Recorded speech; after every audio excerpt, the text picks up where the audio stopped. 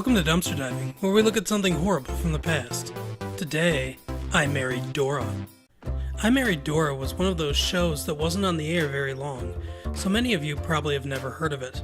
The plot is as simple as it is racist. Peter, an architect and single father, was so dependent on his housekeeper Dora that when immigration was going to deport her back to El Salvador, he married her. The show is most known for creating a burning drive in Juliette Lewis to do more creative and fulfilling work, and for the final scene of the show. It's been canceled. The flight? No, our series. Oh. Gotcha! That would prove to be the only original and funny comedy the show ever did. It's Dora's birthday and they are going to a fancy restaurant. Juliette Lewis is sick and can't go, but she gives Dora light-up earrings because she doesn't understand what kind of alien she is. She watches a violent movie and dreams of being in Natural-Born Killers.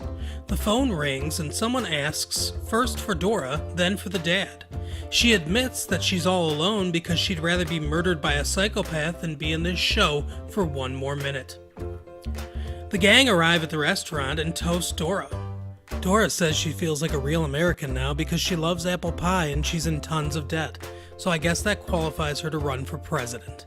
Back at home, Juliette Lewis is so freaked out that she has to call her dad, and they come home.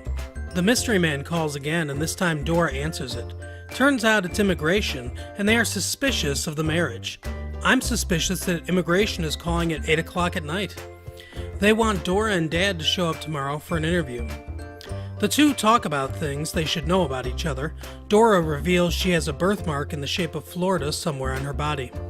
Dora is Catholic and uncomfortable with lying, unlike their priests, and the dad says that he will explain to immigration so Dora won't have to lie.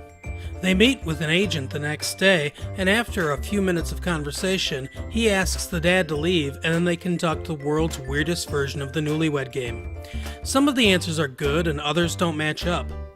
The dad can't take it any longer, and he admits that he married her under false pretenses.